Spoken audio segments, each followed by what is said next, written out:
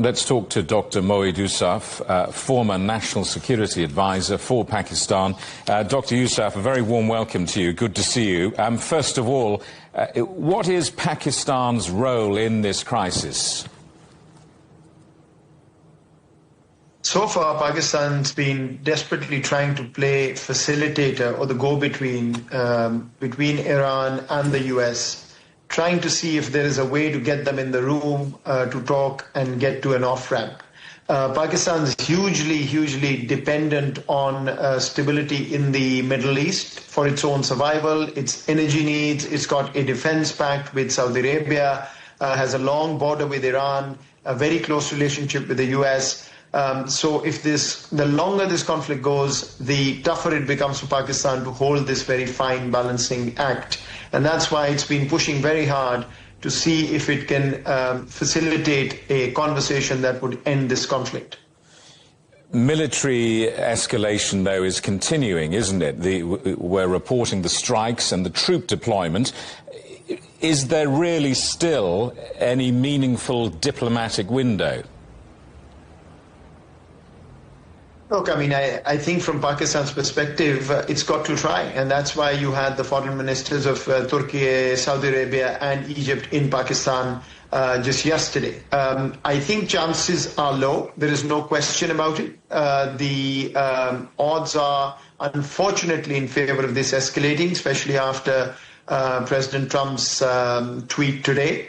I think, frankly, I would say it's ominous, but there are certain countries who know that even if they don't have the power to mediate, and Pakistan doesn't, I don't think it can go in and force the US or Iran to change its mind or its proposals or its negotiating position. But at least it can try, and other countries that it's got with it, try to see if there can be some conversation. Because once you start diplomatic conversations, usually one thing or another will come out of it. But also remember, there is one big problem here, that one of the key players, or the key player, I would argue, in this conflict, apart from Iran, Israel, is not in the room. And it's proven so far that it's actually not been interested in letting this conflict find an off-ramp. So I think that's a question mark. Even if there was a conversation between the US and Iran, would that end the conflict? I don't know.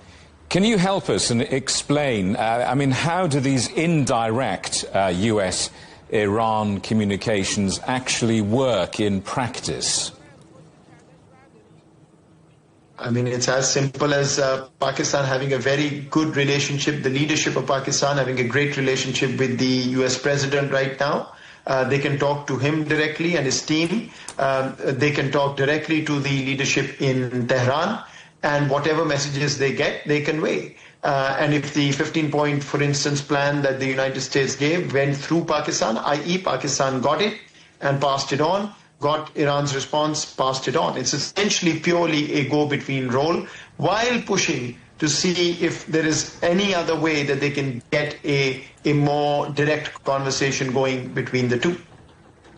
Are we seeing, do you think, the rise of middle power mediation, where like Pakistan, Turkey and other countries from the global south play a larger diplomatic role than we've been used to?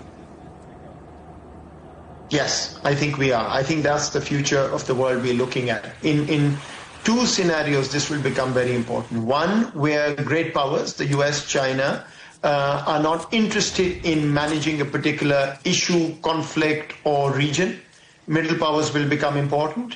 Or if one of the great powers or both great powers are actually involved in a particular conflict, like in this case, middle powers will again become very important. And I think you are going to see issue-based middle power coalitions come up as the future of diplomacy and global geopolitics. And this may be a very good example of that. Not the first one, by the way, but a very good example of that. Dr. Yusuf, I'm sure we'll talk again many times in the coming weeks, but for the moment, thank you for your time. Dr. Moeed Yusuf, the former National Security Advisor for Pakistan.